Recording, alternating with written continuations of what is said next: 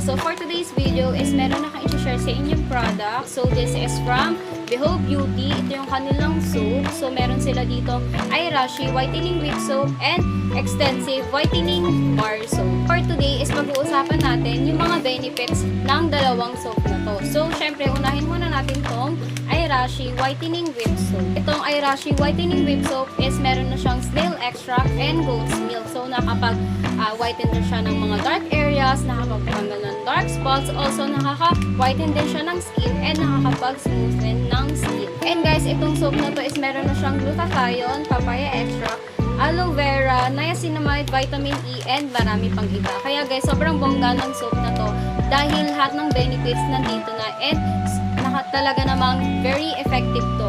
So next naman is itong Behold Beauty Extensive Whitening Bar Soap. So itong bar soap na to is nakapag-whiten ng skin, nakapag-exfoliate, smoothening, and refining. So guys, sobrang bango ng soap na to as in. Kaya naman favorite ko talaga tong soap na to. And hindi lang yan guys, dahil nakapagpalighten din to ng dark areas para ma-achieve mo yung healthy and smooth skin. So ayan guys, that's all for today's video. Kaya kung gusto nyo itry itong products ng Behold Beauty, nasa yellow basket ko lang. Bye!